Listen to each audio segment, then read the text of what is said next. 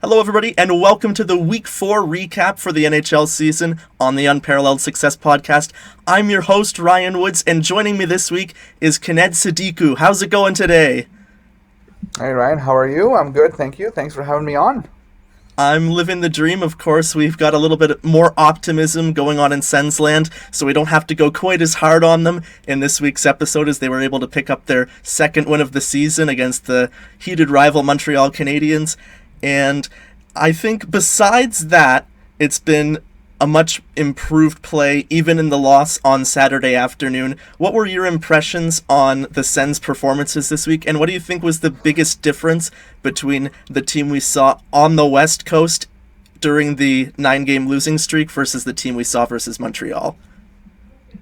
Yeah, I mean the last two games against Montreal in that little series they had were, I think, it was very evident in my opinion that the team itself was having more fun out there. They were obviously playing someone in the Montreal Canadiens who are sitting near atop of the North Division right now in the NHL standings.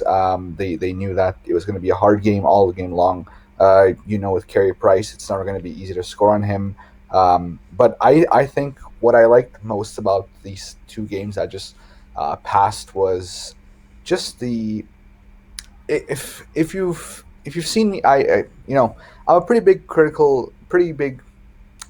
of DJ Smith. I would like to think, and especially in the first month of hockey, I have no problem admitting that. But I think his just being open-minded really is what stuck with me, and wanting to put in Brandstrom for those two games, and then three in the last one against Montreal. Artem Zub, right? Like, he's giving him so much more opportunities now, and it gives a really refreshed look to that blue line for the Senators, because we know how, let's be frank, god awful they were in the month of January, right? Like, it seemed like the second team the opponent got the puck in our zone, it was going to stay there for a good minute or two. And it seemed like they were on the power play, right? They were moving around, cycling. But I think just them having fun and the open-mindedness of DJ Smith and the staff just kind of letting their young guys finally get out there and show what they have. You mentioned Artem Zub, and another player, of course, who came into the lineup in the first game against Montreal was Erik Brandstrom.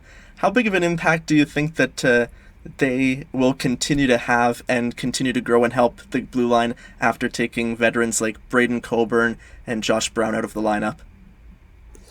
Yeah, I mean, the Sens have been actually DJ Smith has been very vocal about him liking his veterans in the lineup, whether it's on forwards or for the defense. But when you look at just Erik Brandstrom's play, let's take him for example first, right? Like, on that second power play unit we saw yesterday, he looked so confident with the puck. His abilities to get in tight spots and make that quick pass on the power play is nice. He's a refreshed look, and I was talking about it yesterday. We talk a lot about Thomas Chabot, and he hasn't maybe gone off the strongest start this season too, but with a guy like Erik Brandstrom finally slotting into that left side of the Senators defense, I think it takes a giant workload off the shoulders of Thomas Chabot, because there's no doubt he's the Senators' best defenseman, but you also have to remember this kid's still not 28, 29. He's still not a real veteran in this league. So having that flexibility for DJ Smith to kind of rely on two guys is going to benefit the team, obviously, like it has so far, and Thomas Chabot. But for Artem Zub, I think he's just a guy who's really, really confident with the puck. He showed a few glimpses of him jumping in rushes and doing a risky pinch here and there along the blue line. But I think I've seen a lot on Sens Twitter for people who have been talking about this game, and I think I agree that what really stands out is first pass. He's really calm in his own zone when things start to get a bit hectic, and he gets his hands on the puck.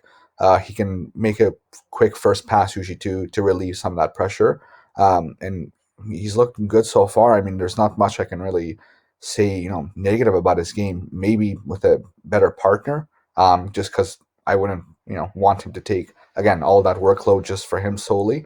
But besides that, it's been pretty smooth sailing for him. You mentioned how you've been a bit of a critic on DJ Smith, so I want to talk a little bit about him. Lots of Sens fans were worried at the start of the season with his player deployment. Do you give him any credit for maybe not being as stubborn as some Senators coaches we've seen in the past and making the appropriate adjustments to get the younger players in the lineup? Absolutely. I mean, yeah, there's no secret that he was a bit of a stubborn guy at the start of the season with his lineup decisions and whatnot. But no, the last few games, he's definitely showed that he's willing to change some things if it means getting some better results on the ice. And even if it doesn't, right? Like that's what I think bothers a lot of Sens fans because we came into this season knowing that we're not going to win the cup. We're probably not making the playoffs. It's going to be another lottery year, but we want to see what we have in our young guys, and that's what made the first month really hard for me at least. I'll just speak for myself, but it was we came into this season and it was kind of you saw it from a mile away just with the off-season signings, right? Or the trades. You get Derek Stepan, Artem Anisimov is still here. You signed Braden Coburn. It you know you had to be blindfolded for not to see this happening. But he started off, yeah, really rocky. He wasn't playing his young guys. He was sheltering them way too much. The thing that makes me the most mad about it was the overtime loss against Winnipeg when he blamed the young guys for their mistakes, but it was veterans on the ice for the game-tying goal and game-winning goal. That really did not sit well with me. I'll be honest with you, that got me pretty riled up.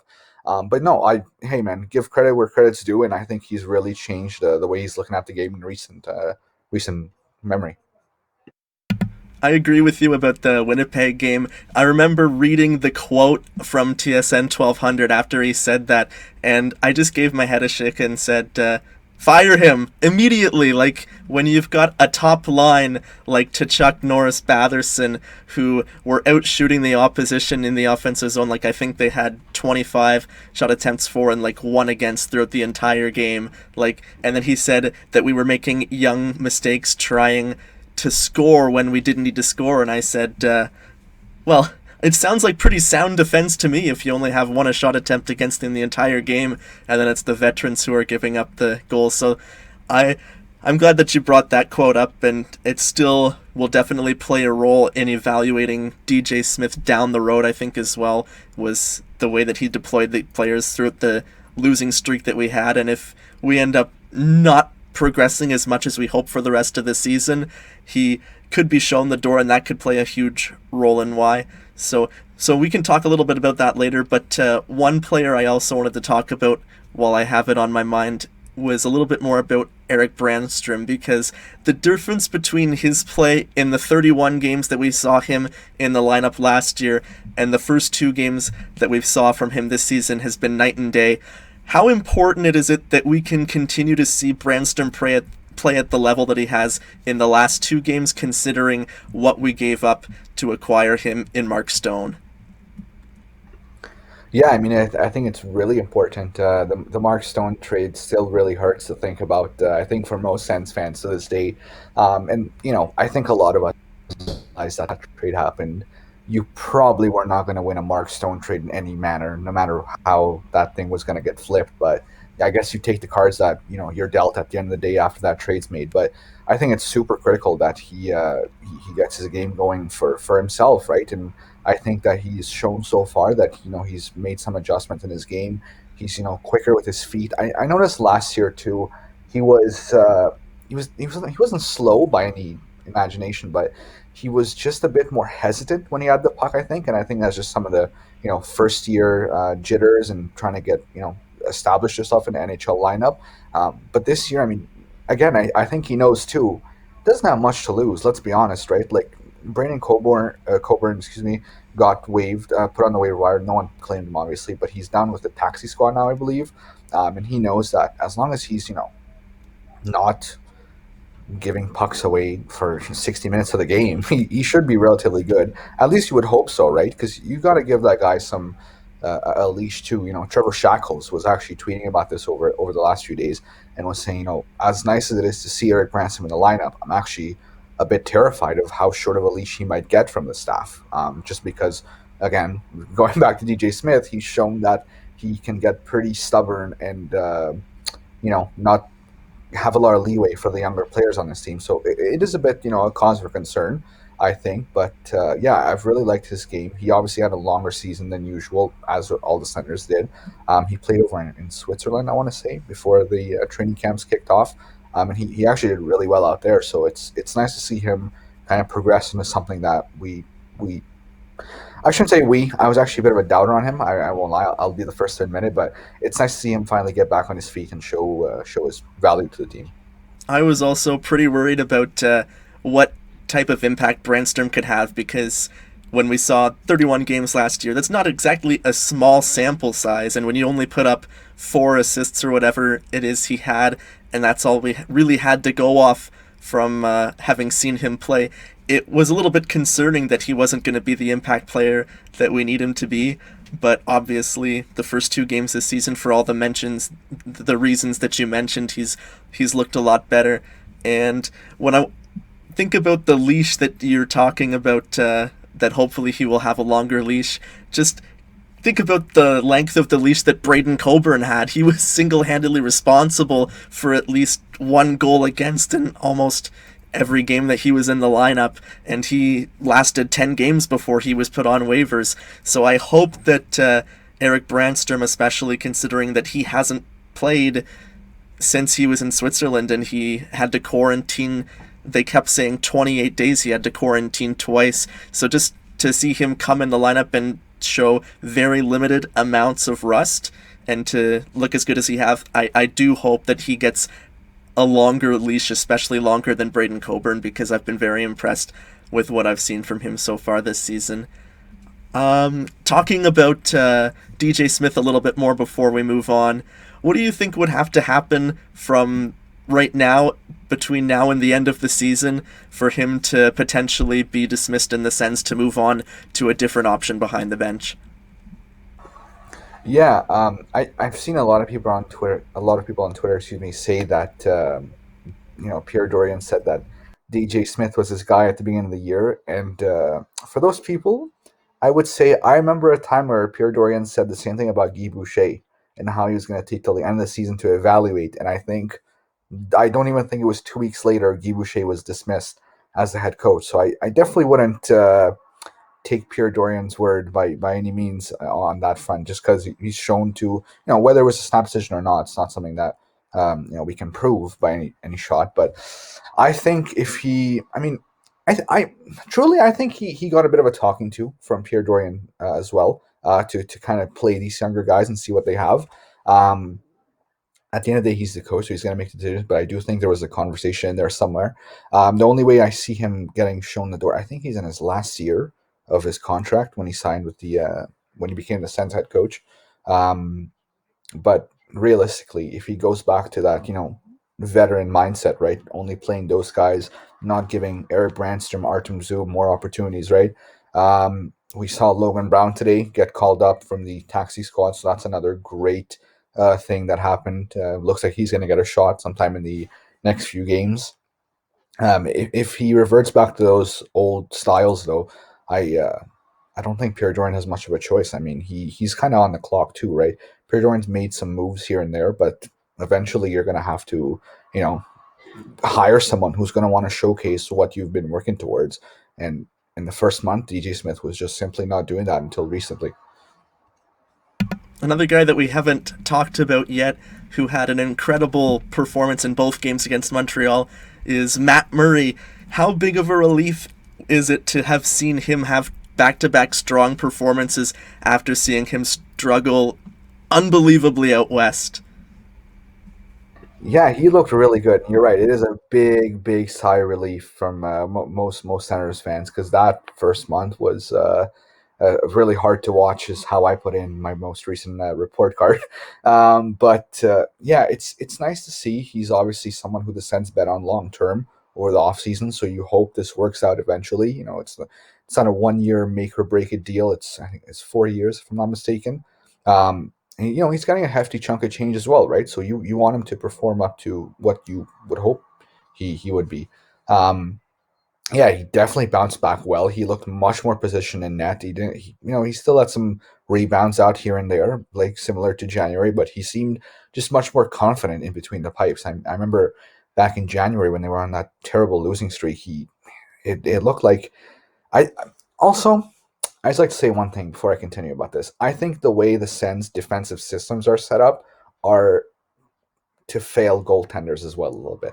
And a lot of people were talking about this yesterday on the PK specifically, where there's always someone in Matt Murray's eyes and no one picks him up. And as much as we would like to talk about Matt Murray not having a good month, which he didn't in January, I still stand by that. Um, you've also got to change your systems at some point because that it's proven that's not going to work. Even on the first goal yesterday, Jeff Petrie blasted from the point. Corey Perry standing right in front of him. He doesn't know that shot's coming, and if he does, he doesn't know which way it's going. And there's no one on Corey Perry, right? But no, he definitely struggled. There's no doubt about that. He's definitely improved over the last two games. Looks much more confident there, much more square to the puck. And I think Pierre Dorian's probably smiling up there in the press box as well. And finally, before we move on to the waiver wire segment, what was the biggest highlight of this past week for you watching the Sens play? The biggest highlight. Can I pick Tim Stutzla, as Of my biggest course. highlight I and would how love he's to hear you talk responded? about Tim Stutzla. He looks awesome, man. He's leading. I think he's tied with two other guys for rookie scoring right now in the NHL. That's another guy where the first few games again, those first NHL game jitters were definitely there. Right now he's just flying out there. He has much more poise with the puck. He's getting along. There's some chemistry with his line mates right now. I'd preferably like to see him get bumped up in the near future. But he's looked amazing. Like he has great skating. He has great vision. Head up the whole time. He looks, he took a beating yesterday against Montreal. He took a really bad. He drew three penalties when it was all said and done, I think. But he took some pretty bad blows, unfortunately. But I he don't think seemed I've to be ever okay. seen as Yeah, many he high looked sticking great. calls in a game as I saw yesterday. Well, yeah, because I think the first one they got him, and then it wasn't even 5 minutes later they hit him again. That's the one where he actually went on the ground, and I was kind of concerned because it looked like he caught him right in the eye, and I was like, man, that's not good. But he thankfully he was okay. Um, yeah, he looks really really good out there. He's like I said, he's getting some chemistry going finally. Um, the more the merrier, right? Like the more you give this guy opportunities, he went third overall for a reason. Obviously, there was something in him, and sheltering him like he was in January a little bit again is not going to cut it. And you can't really expect. I mean, look at what he's done, right? Like you give him a bit more opportunities. You put him on that first power play unit, I think it is now, and he's got goals in three straight games before the game yesterday. So he's obviously making the most out of his opportunities. I couldn't agree more. It was a very enjoyable week watching the Sens play, and especially like when you look at the games against Edmonton, of course they still lost by 3 goals, but they were able to score 5 goals, and it was an exciting game to watch, the 8-5 game, and then to get the first win against Montreal since the beginning of the season, and then to follow it up with a second consecutive strong performance. It's just such better vibes on Sens Twitter and just being a Sens fan overall this week compared to where we were 7 days ago. So it was a good week, and hopefully they can continue it moving into next week as well. Now moving on to the waiver wire segment where I talk about hot rumors, not only with the Ottawa Senators but around the league. The first topic I want to talk about is Derek Stepan, who of course the Sens acquired for a second round pick from Arizona before the start of the season. And now it seems like there's been a souring between the two sides with Derek Stepan being away from his family and his newborn child. And of course, there's also the additional element to the story with him telling Logan Brown he can keep number 21 and that he would wear number 15, and then a few weeks later changing and wearing number 21. It just seems like a really bizarre situation. What do you think of Derek Stepan in Ottawa, and your thoughts on him potentially moving on from the team? Yeah, I mean, you're right. The trade, I think the trade to begin with was really, really odd. And it goes back to what we were saying in the beginning, where it kind of showcased that, no rookies will just get a spot mentality that DJ Smith had when camp started. But with Derek Stepan, it's really frazzling. I still don't get it, to be honest. Here's a guy who you trade for and you hope he adds something to your lineup, and that veteran leadership role, obviously. He draws into the lineup. He hasn't been anything too spectacular, in my opinion. And he's now, I get wanting to be closer to family. I just did Derek Stepan not know he was going to be far when the trade happened, and like, was this not something that crept into his mind earlier? The jersey swap thing, the number swap thing, excuse me, is I don't get that at all. Like, okay, I guess like here's your number back, even though I don't think this guy's gonna be with the team until the end of February at this rate. And speaking of obviously Logan Brown, we were just talking about. I would assume Derek Stepan is a guy who draws out when Brown does eventually step in. So I think it's a messy situation, however you look at it. To be honest. I am excited to see Logan Brown draw into the lineup, of course, wearing number 27 now. I've got my Alex Kovalev AK-27 jersey up to celebrate the victories against Montreal this weekend. But I am excited to see Logan Brown. Although, to finish off our thought on the Derek Stepan, what would you like to see the Sens be able to get in a return if they do end up trading him out of town? I don't know if you can get much of a return. So that's a really tricky question, to be honest, because his value is probably at an all time low right now, just by his production numbers. Really, I think the Sens. I Here's a bold take. I think the Sens spice it up a bit. I think they trade Stepan because obviously it sounds like he wishes to be closer to his family. Um, and they also throw in Philip Schlappick and get a better deal because that team is getting Schlappick. We just saw him get sent back down to Belleville today in that roster transaction where we saw Brown come up. I didn't think he looked bad by any means in that one game he drew into. But obviously, DJ Smith and Pierre Dorian are once again agreeing on that term where they don't see enough in the guy to keep him on the roster or on the lineup, should I say. But yeah, I think the Sens are going to try because I really truly don't think you can get more. If it was just a 1-for-1, I don't think you're getting more than like a fourth with just solely Stepan being shipped away. I think Pierre Dorian picks Schlappick or another player to package away with him. I saw some people expressing their concerns that it might be Christian Wolanin, excuse me, and I really hope not because that would actually not sit too well with us, with me, excuse me. But yeah, I hope it's not Christian Wolanin and Philip Schlappick. As much as it sucks, I just don't see him being able to crack this roster anymore with how things have gone. I like your thinking with packaging Schlappick and Stepan together to maybe you'll be able to get closer to the second round pick that we gave up for Derek Stepan. But I did like Philip Schlappick's game the one time that he did draw into the lineup. I thought he looked good. So that's some good thinking to maximize the value on Derek Stepan, who has had a disappointing start to the season with Ottawa. But now we're going to talk a little bit more about a guy who definitely has not disappointed that we talked about a little bit earlier, and that's Tim Stützle, who has been lights out since his injury. He missed a few games, and then as soon as he slotted back into the lineup, he's just been dominant and perhaps one of the best, if not the best players for the Sens in the past few games.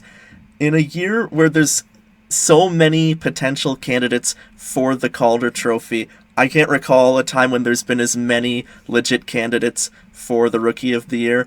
Who are some of the players that have stood out to you for not only the Sens but also around the league? And where do you think Tim Stützle ranks in your early season Calder Trophy predictions? Yeah, I mean, I definitely think he's going to be in the running all season long until the regular season caps off. Another guy that's really been impressing me, and I actually pulled this up so I'd be prepared and didn't have to go scrambling looking for this. But it's Ty Smith from the New Jersey Devils, a defenseman. Um, New Jersey's always been such a weird team to me. They had a season where it looked like they were going to turn things around, and then They always had PK Subban as well. And now it's just we're back to the same old New Jersey, and there's not a whole much going on.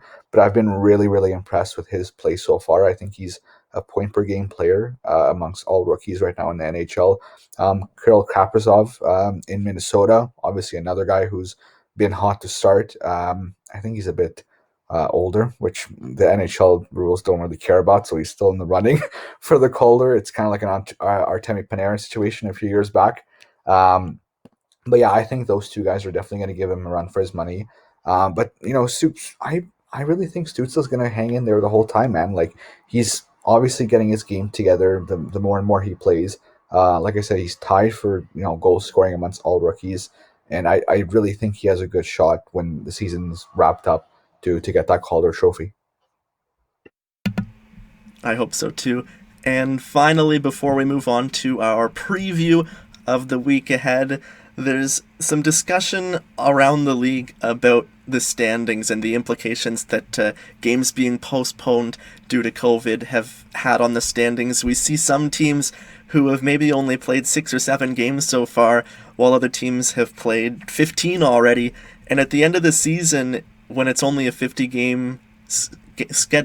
game schedule, we could very well end up seeing some teams finish at the 56 game mark. Like in the North Division, we've been very lucky we haven't seen any postponements so far. But in the States, you can see as many as 3-4 games postponed in a single game.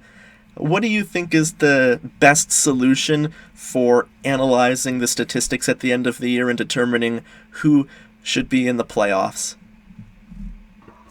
Yeah, I mean, it's obviously very unfortunate what we've seen with the divisions over in the United States. Like you said, we've been very lucky in North Division to not have anything like this yet. Hopefully never, but yet to this point. I think it's going to be really interesting when the season wraps up because if I'm the NHL, as harsh as it may sound, I don't think I change the format of top four qualify for the playoffs. Um, we're living in a time where things are happening every day, it seems like. And I think that you've got to eventually put a line to the exceptions you make if you're the NHL. It's unfortunate, like you said. Colorado is one of those teams where their games have been postponed until February uh, 9th or 11th, one of the two. I can't remember off the top of my head, but when you think about it, it obviously sucks that they might not finish the season with 56 games, and you don't see a team like Colorado, who coming into this year were obviously slated as one of the Stanley Cup favorites because of their huge amount of talent on both the front end and the back end. So if you're in the NHL, if you're the NHL, it's a tough call because you're trying to obviously, it's about generating revenue too, right? Like let's be real here. There's not a lot of fans, if at all, for any of these games going on right now. So if you're the NHL, you kind of hope these teams figure it out when they get the chance to play again. Um, Hopefully it's postponed, meaning that they'll still make up for it and hit that 56 game mark. But you're right, Ryan. Like you said, it could mean that some teams fall short of that 56 games. That's coming into the season we're supposed to be played. It'll be interesting to see if some teams do fall short, if the NHL considers looking at points percentage versus points. Do you think that that is a possibility at all, or do you think that considering we're already maybe a quarter of the way through the schedule, that it'll be very difficult for them to get everybody to approve of this before the playoffs? Yeah, I mean, if they want to do something like that, it's definitely an idea that again would maybe save some teams and save some eyes to stick on their TV when the playoffs roll around. If they do that, that's definitely not a bad idea at all. They would just have to kind of pitch it relatively soon because, like you said, we're a quarter way of the season, and unfortunately, these things have happened so far with some of the divisions in the NHL. It might not be a bad idea if you're the NHL and you want realistically, like, the top four teams should still have the best winning percentage if they're as good as you would hope they are. So I don't think it'll create for any dilemma there. But yeah, I mean it's going to be really interesting to see. We knew this was going to happen. Like, the without getting into it too much, obviously the United States is not COVID friendly. So we knew this would eventually happen along the way. we're just lucky that it hasn't happened in our division so far, I guess. And as you said, hopefully it will stay that way for us, because we've had enough of a difficult time dealing with everything surrounding the pandemic, and we try not to talk about it as much just to keep it positive, but it's been very difficult, so hopefully we'll be able to move past it sooner than we expect. And moving towards this week's games, the Sens have 4 games on the schedule. Monday night against Edmonton, the first of a back-to-back, and again on Tuesday night as well. So both of those games are at 7 o'clock. And then we have our second series of the season against the Winnipeg Jets, Thursday at 8 p.m. and Saturday at 3 p.m. So 4 games on the schedule. What are your expectations, first of all, for the back-to-back against the Edmonton Oilers? I think it's, you know what, I'm actually intrigued to see how this goes, because last time we played the Edmonton Oilers, we got our teeth kicked in for the most part, and it was with a blue line that wasn't what we've seen the last 2 games, right? So I'm really, really curious to see how Eric Brandstrom and the likes of Artem Zoo, with more responsibilities now, are going to be able to adapt to that, Connor McDavid-like play with him and Leon Draisaitl. I think it's going to be a big test for them. Will they struggle? I am sure they will, because everyone does against Connor McDavid for the most part, because he's just a freak of a human on the ice. Um, it's going to be really interesting. I think it's the forwards will have to keep improving. I've been really, really impressed with Drake Batherson so far. He hasn't necessarily lit the lamp up, but I think his playmaking abilities has been really good so far. It's going to be interesting. I think Brady Tkachuk will be Brady Tkachuk. He'll keep going to the opposition's net and sending those chirps away after whistles and some pushing and shoving. But I think the Edmonton back-to-back is going to be a big test for that blue line specifically.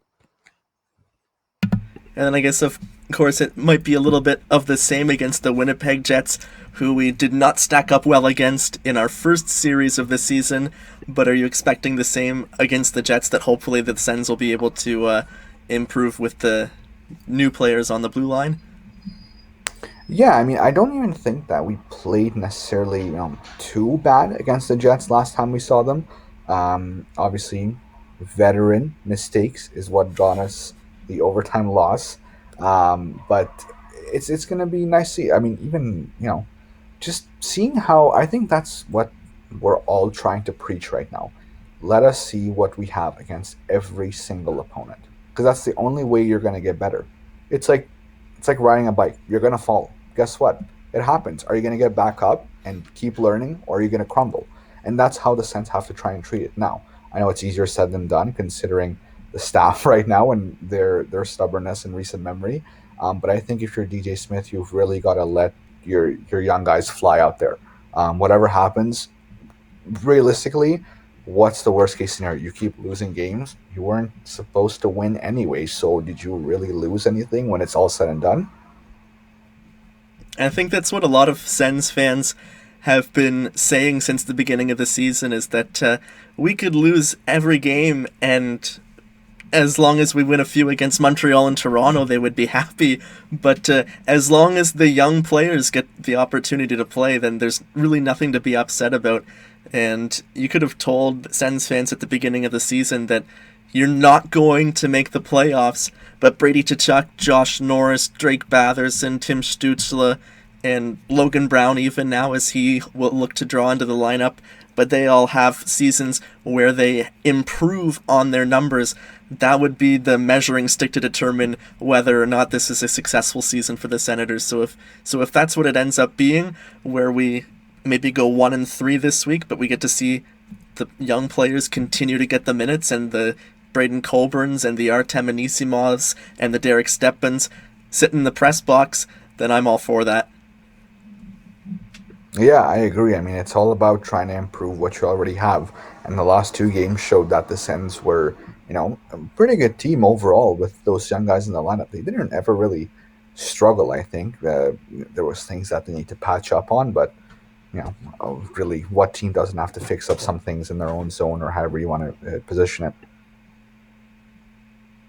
Before we wrap things up, I have One more question for you. What did you think of the Sens reverse retro jerseys that we got to see on Saturday against Montreal? I don't mind them, actually. I saw some people talking about how the numbers on the back were really hard to read, and the nameplates as well, due to the black on red, I guess. They're definitely, if we're ranking the three jerseys for this year, they're I think they unfortunately have to go as the last. I'm a big fan of the white one that we have, Me too. but nevertheless, we love these jerseys. Let's be honest; they are so much better than what we've had in recent years. Anything new with that, old Senders classic logo is going to look amazing, I think. Absolutely. I couldn't agree more, and I really appreciate you taking the time to come on the show today. Of Fuck, I'm course, getting a yeah, Charlie no problem horse. at all. Ah! It's Oh, yeah. no! Oh no, Charlie horses, Yeah! terrible, Oh, terrible. They literally make you feel like you're going to pass out. yeah. Yeah, no problem at all, though, Ryan. Of course, anytime. Thank you for so much for having me on, and letting me be a bit more critic of the Senators here. It was fun. Hopefully we see some good Senators hockey this upcoming week versus the Oilers and Jets. Absolutely. And I did want to give you the chance before I let you go. I know that you're in the journalism program at Carleton, and you mentioned your blog earlier where you give your player grades. Where can the listeners or viewers of the podcast check out your written pieces? Yeah, so like you said, I'm a journalism student at Algonquin College in Ottawa right now. I'm also a writer at 613 Sports blog, which is a sports blog here in Ottawa, Ontario. We cover anything from the NHL all the way to soccer, so you get a lot of coverage there. I've worked with the kind of lasers before the CCHL, so I think I've gotten my feet wet, but I'm still improving. I'm still trying to be a bit more nicer to the Sens in my report cards, but they make life difficult sometimes. I think you can agree there, Ryan. Absolutely. Thanks again for coming on. I think I'm going to leave in the bit with the Charlie horse because I'm fine now, but hopefully it'll give the viewers a little bit of a chuckle. But thanks again for coming on, Kined. No problem. Take care. You too. Thanks again to Kined for coming on the show this week. If you enjoyed this episode, feel free to like, comment, or subscribe on YouTube and share on any of the podcast platforms with your friends. I'll be back next week to talk about this week's games against Edmonton and Winnipeg. Until then, go Sens go, everyone!